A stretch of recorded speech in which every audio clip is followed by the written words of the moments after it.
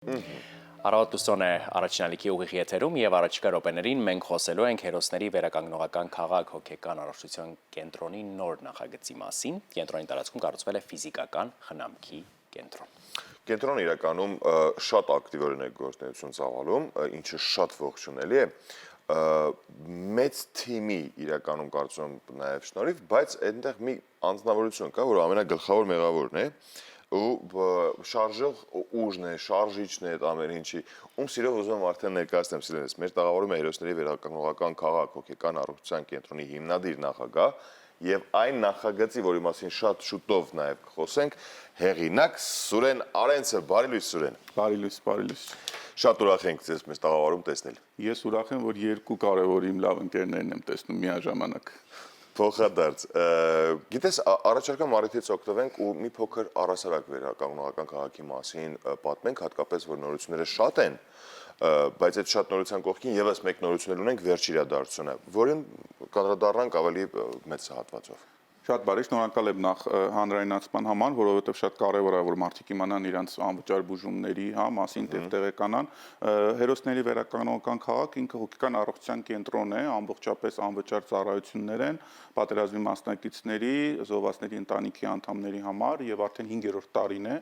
մենք կարողանում ենք մեր ծառայությունները շարունակել եւ մոտավորապես 2000-ից ավելի արդեն բուժական դեպք ունենք եւ սա նշանակում է որ 2000 մարդ արդեն 2020 թվականից այս կողմ շարունակել է իր կյանքը, զերծ է մնացել ինքնասպանություններից, երեխաներ են ունեցել, շարունակել են իրենց կյանքը եւ նաեւ կարողացել են աշխատել, երկիրը չեն լքել, արտագաղթի հետ կապված որոշակի խնդիրների հետ կապված մենք չենք բախվել եւ 2020 թվականից գիտեք որ պատերազմի ելքը այնպիսին էր որ ամպուտացված տղաների թիվը ավելի քիչ էր բարեբախտաբար քան հոգեկան խնդիր ունեցող մարդկանց թիվը եւ մենք գիտեք պատերազմից հետո ստացանք մեծ թիվ 14000 հոգեկան խնդիր ունեցող մարդկանց մասին, որոնց պետք էր օր առաջ ոտքի կանգնեցնել եւ արդեն 5-րդ տարին է կարծես թե զբաղվում ենք այդ ծառայություններով։ Կենտրոնը նաեւ սոցիալական ծառայություններ է մատուցում, գիտեք, նաեւ զոհվածների երեխաների մասով ենք ծառայություններ մատուցում, նաեւ կենտրոնը այսօր ունի արտադրանք 3D մոդելավորման, որը նորից զինվորներն են գծագրում, շուտով կենտրոնը նաեւ ունենալու է կերամիկայի հետ կապված որոշակի աշխատանքներ, որը որ նաեւ զուգորդված է մոտորիկայի զարգացման հետ կապված, իրենց էլի ուղեղային որոշակի աշխատանքների հետ կապված։ Գիտեք, որ կենտրոնը Հայաստանն ներմուծեց թվային տեխնոլոգիաներ, առաջինը տարածաշրջանում հոգեկան առողջության VR-ները, որով որ լիցենզավորվեցին շատ մասնագետներ եւ մենք կարողացանք մեր բուժումները 3 անգամ ավելի արագ կատարել, քան պարզապես զրույցների միջոցով կատարված բուժումներն էր, կարողացանք հոգուկ դիագնոստիկա անել, դա էլ կարողացանք ֆիքսել, ինչպես նաև վերապատրաստումների հիմքը դրեց հերոսների քաղաքը եւ համասարանականները այլևս պրակտիկան չեն անցկացնում պարզապես այստեղ այնտեղ, այլ անցկացնում են կոնկրետ մեծ լիարժեք կառավարված հոգեկան առողջության կենտրոնում, որտեղ որ մարդիկ ապրում են, սնվում են, շփվում են։ Սա այս բոլոր ծառայությունները մեկ տարածքում են, թե մասնաճյուղեր ունի։ Չէ, ինքը մեկ տարածքում է, ճիշտ է, տարիների ընթացքում մենք փորձել ենք մի քանի մարզերում որոշակի համագործակցություն ունենանք, որոշակի այլ կենտրոնների հետ համագործակցելով, բայց ինքը մեծ քաղաք է, փոքր իր, այսպես ասած, փոքրիկ կենտրոններով, տիեզերական, այսպես ասած, ոնց որ կոսմոս լինի ինքը փոքր մոլորակներով, մեծ այգի է, ֆրանսիական մոդուլն է, գիտեք, եւ նաեւ գիտեք, որ այդ տարածքները մենք այնպես ենք արել, որ մեկը մյուսի հետ կապ չունենա, բայց ընդհանուր իհարկե բոլոր տարածքների նպատակը բուժումն է։ Ունենք հացատուն, գիտեք, որտեղ որ խոհանոցի հետ կապված թերապիաներ են անում, ունենք արտադրամաս փոքրիկ, ունենք լիճ հոգեկան առողջության, որտեղ որ ջրային թերապիաներ են անում եւ ամառային ճամբարներ ենք անցկացնում, ունենք այգի, որտեղ որ էլի արոմաթերապիաներ ենք անցկացնում վարդերի բույրերի միջոցով, ունենք սենյակներ, որտեղ արդեն առանձին զրույցներն ենք անցկացնում, ունենք կոնֆերանս զալ, որտեղ որ խմբային թերապիաներն ենք անցկացնում, շուտով ունենալու ենք ձմեռային այգի, որտեղ որ թռչունների հետ կապված թերապիա ենք ունենալու, նյարդավերականգնողական որոշակի ծառայություններ ենք անելու եւ իհարկե նաեւ շատ շուտով ունենալու ենք մեծ մասնաշենք, որտեղ որ կլինի երևի Հայաստանում առաջին եւ դեռևս միակ կենտրոնը, որտեղ գիշերը կանցկացվեն թերապիաներ եւ քնի ժամանակ տղաների հետ կանցկացնեն որոշակի թերապևտիկ միջոցառումներ, մարդիկ քնի ժամանակ իրենց երազները տեսնելու պահին գիտական փորձարկումներ չէ, բայց գիտական աշխատանքների կենթարկվեն։ Կարծում դրա մասին մենք նորից առիթ կունենանք հանդիպելու, խոսել ավելի մանրամասն, որովհետև շատ հետաքրքիր թեմա է։ ու շատ կարևոր ինչ-որ թեմաների եք դուք էլ անդրադարձել։ Վերադառնալով արդեն մեր օրեր, այսինքն այս ամեն ինչ ձեզ լսելուց հետո, այս ամեն ինչից հետո կարելի է եզրակացություն կայացնել, որ բարի բուն իմաստով վերականգնողական կենտրոն է այստեղ։ Այո։ Դու ամեն ինչով կարողանում ես այնտեղ վերականգնվես ու ամեն կերպ կենտրոնը կարողանում է քեզ Վերջի աջակցել։ բաժանմունքի հետ միասին արդեն ինքը կարող ենք ասել, որ ամբողջապես մարդու օրգանիզմը ինչից որ բաղկացած է, բնությունը, իր նյարդային համակարգը, հոգեկան աշխարհը եւ նաեւ ֆիզիկական որոշակի նորմերով բաղկացած մեր մարմինը կարողանում ենք մենք մեկ վայրում այդ ամեն ինչը լիակատար բուժել։ Վերջին բաժանմունքը ֆիզիկական խնամքի Այո, կենտրոնն է։ ֆիզիկական խնամքի ինքը նյարդավերականգնողական բաժանմունք է։ Տեսեք, խնդիրը ինչումն էր։ Տղաները բոլոր տեղերում կարողանում են իրենց բուժումները ստանալ, շատ լավ որակի եւ այլն, բայց կան տղաներ, որոնք որ տարածքային խնդիր ունեն, այսինքն պետք է գան հոգեկան առողջության կենտրոնը միտեղ բուժվեն, նյարդավերականգնողականը միտեղ բուժվեն, չգիտեմ, ձեռքի խնամքը միտեղ բուժվեն։ Մենք փոքրիկ բաժանմունք ենք ստեղծել, որ կարողանան գան մի վայր, որտեղ որ պատերազմից հետո բեկորային վնասվածք ունեցող տղաները, որոնք որ վիրահատության չեն ենթարկվում ցավոք սրտի, որտեղ նյարդերին շատ մոտ են, հա, այդ բեկորները, իրենք կարողանում են այդ կինեզոթերապիայի, որոշակի ճառագայթային բուժումների, նաև որոշակի ասեղների հետ կապված միջամտության միջոցով կարողանում ենք թուլացնել, մեղմացնել եւ դրան զուգահեռ ինքը այդ միջավայրում կարողանում է իր հոգեկան առողջությունը բարելավել։ Եվ նաև շատ կարևոր է մամաների հետ կապված, զոհվածների ընտանիքի անդամների հետ կապված, որովհետև մենք ի սկզբանե ասում ենք մայրերը պետք է հոգուց բացի ունենան նաև արտաքին խնամք եւ մարմնի խնամք պետք է կատարենք։ Մենք այստեղ կարողանում ենք մասաժներ իրականացնել, կարողանում ենք որոշակի թերապիաներ իրականացնել, որովհետև պատերազմից հետո այդ իրենց հույզերը, վշտերը,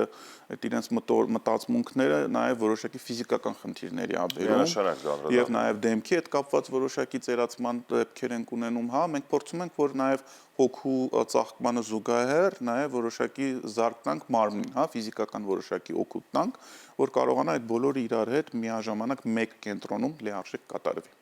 Բայց ավելի մանրամասն խոսենք կինեզոթերապիաներից, հատկապես այս վերջիադարձությունից, ու նաև ամենակարևորը նշենք, որ այս ամեն ինչը կատարվում է անվճար սկզբունքով։ Այո, կենտրոնը ունի կանոնադրություն, որտեղ որ սևով սպիտակի վրա գրված է, որ կենտրոնի բոլոր ծառայությունները մինչև կենտրոնի վերջին օրվա գործունեությունը զոհվածների եւ զինվորների համար կատարվելու անվճար։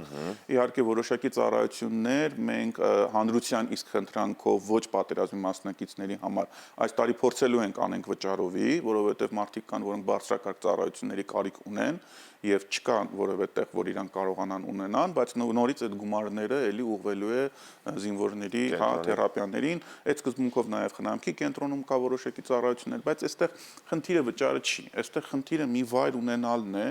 որտեղ որ մարդիկ կարողանան իրենց գաղտնիությունը ապահովել, հա, կենտրոնի կարևորությունը ինչու՞մ է կայանում, որ նկատել եք մենք զինվորներին չենք լուսանկարահանում եւ չենք հրապարակում չենք մեղադրում բոլոր այն կենտրոններին, որոնք լուսանկարահանում են, պարզապես հոգեկան առողջության մասով մարդը ուզում է լինի գաղտնի, մարդը չի ուզում հրապարակվի, որովհետև հասարակական որոշակի խնդիրներ կան, մեր մենթալիտետի հետ կապված խնդիրներ կան, մենք կարևոր ենք համարում, որ անձը ունենա մի տեղ, որտեղ որ կգա իր ընտանիքի հետ կապված խնդիրները, կխոսի իր անձի հետ կապված որոշակի խնդիրներ, կխոսի եւ այդ ամեն ինչը կմնա այդ պատերի ներսում եւ այդ ամեն ինչը կլինի անվճար, որովհետեւ թանկ ծառայություն է հոգեկան առողջությունը, հավատացեք, այդ ինչ որ մենք անում ենք անվճար, դրանք ահռելի գումարներ են, այցը սկսած 20-ից 30 հազար դրամից սովորական առողջության կենտրոններում ամեն զինվորի համար այդպես պիտի կատարվեր, հա, այսինքն անձը եթե գալիս է, պատկերացրեք 1.5 տարի շաբաթական 2 անգամ, ու դա 1-2 այց չի, ու դա կարող է իր ամբողջ կյանքի ընթացքում տևի, որտեվ մենք հոգեկան առողջությանը չենք վերաբերվում ուղղակի որոշակի զրույցներ։ Ինքը պատկերացրեք հիվանդ մարմին է,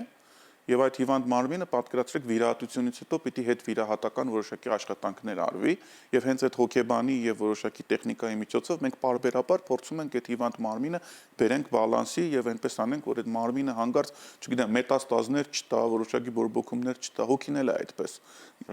Ինքը ունենա մետաստազներ, ունենա բորբոքումներ, ունենա սխալ պահելաձևի պատճառով, սխալ խնամքի պատճառով ավելի բարդանում է։ Մենք այդ կենտրոնը փորձում ենք այդ բոլոր սոցիալական ծառայությունների միջոցով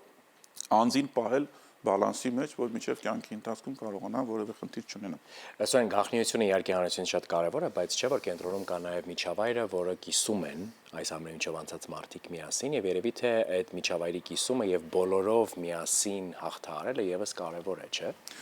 Կենտրոնում շփվում են մարդկանց հետ, բայց խնդիրը գնում է նրանում, որ բուժվող անձի հանրայնացում տեղի չի ունենում, որը ֆինանսական առումով շատ մեծ խնդիրներ է առաջացնում, որտեղ հովանավորը, որը որ ֆինանսավորում է, ուզում է տեսնի տվյալ անձին, բայց հովանավորի հետ հանդիպում, սոցիալական որոշակի հարթակների հետ հանդիպում, հանրության հետ հանդիպում բնականաբար կենտրոնում լինում է։ Պարզապես դուք որ գաք կենտրոն չեք կարող բարձել, թե այդ ում հետ որ դուք զրուցեցիք, դա մասնագետներ, թե բուժվողներ, այդ աշխատակիցներ, թե հիվանդներ, դա պատերազմի մասնակից գեներալներ, հատուկ ջոկատայիններից որևէ մեկներ, սպեցնազի աշխատողներ, թե սնայպերներ, որը որոշակի տրավմա ունեն, որևէ բան չեք կարող իմանալ, եւ կենտրոնում բուժումների ընթացքում էլ մարդիկ իրենք շատ լավ գիտեն, որ եթե այդտեղ հավաքված մարդիկ կան, այդ հավաքված մարդիկ իրար հետ ունեն նաեւ իհարկե շփման կամ վերականգնման խնդիր, կենտրոնը այդ ծրագրերն էլ է իրականացնում, մենք ասեմ մի հետաքրքիր բան նաեւ, որ զոհվածների ընտանիքի անդամները կառավարության ներկայացուցիչները, ընդդիմության ներկայացուցիչները, իշխանության ներկայացուցիչները բոլորը միասին մեր կենտրոնում իրար շատ համերաշխ են, բոլորը իրար շատ լավ շփվում են, իրար օգնում են, վերականգնվում են, այսինքն այդ խնդիրը այդ մասով չունենք։ Խնդիր ենք դրել հանրայնացման մասով եւ մինչեւ այսօր էլ ես պնդում եմ, որ բուժվող զինվորին չի կարելի հանրայնացնել եւ բուժվող զինվորին տված գումարները չի կարելի հանրայնացնել։ Դա մեր պարտքն է, որը մենք անում ենք։ Ովքեր կարող են, ոչ թե ովքեր, այլ ինչպես կարող են դիմել մարդիկ կենտրոնում։ Տեսեք, շատ պարզ է, Facebook-յան միջոցով, նաև բարեբախտաբար նախարարությունն էլ է հրապարակում համարներ, հա, կարող են գրել պարզապես հերոսների վերականգնական քաղաք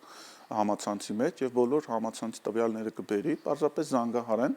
եւ ասեմ ոչ փաստաթղթերի ստուգման կարիք կա, որևէ բանի կարիք չկա, այսինքն եթե անձը արդեն ինքը ասում է, որ ինքը ունի օգնական խնդիր, պարզապես մի փոքր ճշտում ենք անում, որ հասկանանք իրապես ինչից է տեղի ունեցել այդ խնդիրը, որտեվ նեղ մասնագետներ են, հա, կնոջ հետ կռվելու ընթացքում առաջացած հոգեկան խնդիրը եւ պատերազմի դաշտում դրանք լրիվ տարբեր բուժումներ են պահանջում եւ մենք միայն խորացել ենք այսպես ասած պատերազմի հետ կապված, պատերազմի ընթացքում կամ պատերազմի պատճառով առաջացած խնդիրներին։ Բուժումները հնարավոր է նաև տևեն 2 անգամ հանդիպումից հետո անցնի, հնարավոր է 1 ամիս տևի, հնարավոր է դեղորայքային բուժում լինի։ Դա արդեն մասնագետների խնդիրն է, կանխարգելիչ գործողություններ են մեզ մոտ եւ ամենակարևորը, որ մենք փորձում ենք նաև ինքը որպես բուժական մեթոդիկա կիրառել պետության համակարգում, նախարարության հետ աշխատում ենք, որպեսզի այս մոդուլը, որը մենք կիրառել ենք, ֆրանսիական մոդուլը, ինքը լիցենզավորման մեջ մտնի եւ կոալիցիայի շրջանակում հիմա որ արդեն 4-րդ տարին է մենք կանք եւ աշխատում ենք բոլորս միասին, փորձում ենք մի ձևաչափ գտնենք, լիցենզավորման մի տարբերակ գտնենք, որ այլևս շարլատանությունը հոգեկան առողջության ոլորտում վերանա։ Եվ երևի թե շատ կարևոր է նաև, որ բացի պատերազմի մասնակիցներից եւ մարդկանցից, ովքեր վերականգնվում են կենտրոնում, նրանց հարազատները, նրանց միջավայրը, նրանց մարդիկ, ովքեր իրենք շրջապատում են, եւս այս ամենի մի մասն են դառնում։ Պարտադիր պայման է։ Պարտադիր պայման է, որովհետև եթե ընտանիքի անդամը հոգեկան խնդիր ունի կամ հոգեբանական խնդիր ունի, շատ դեպքերում նաև աշխատում ենք ընտանիքի հետ, որտեղ ընտանիքը ինքը պետք է հասկանա, որ իր ընտանիքում նման խնդրով մարդ կա, եւ ամենակարևոր խնդիրը, որ դա չհամարեն անլուծելի մի բան, հա, օրինակ ասենք, նման խնդիրներով ես էլ եմ ունեցել, ես էլ եմ որոշակի թերապիաներ անցրել, ձեզանից յուրաքանչյուրն էլ հնարավոր է իր մեջ ներառած լինի այդ որոշակի խնդիրները հասկանա, որ ինքը այլևս էլ չի կարողանում, ինչ որ բաների հետ կապված խնդիր ունի,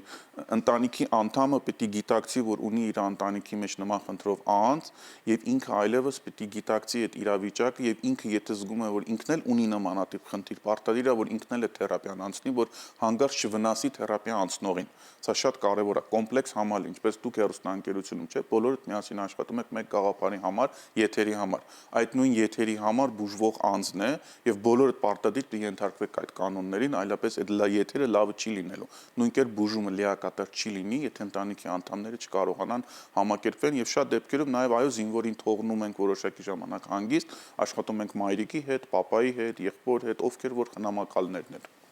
Սուրեն, շատ շնորհակալություն, որ օրը սկսեցիք մեզ հետ, մենք շատ ուրախ ենք, գոնե տաղավարներում հանդիպում ենք միասին։ Ես եմ շնորհակալ, մշտապես, որտեղ հանրային հեռուստաընկերությունը միշտ լուսաբանում է եւ սա շատ կարեւոր է, որ մարդիկ իմանան իրենց անվճար բուժումների մասին եւ նաեւ իմանան, որ Հայաստանում այո կարելի է գեր ժամանակակից մեթոդներով բուժել նաեւ մարդու հոգին։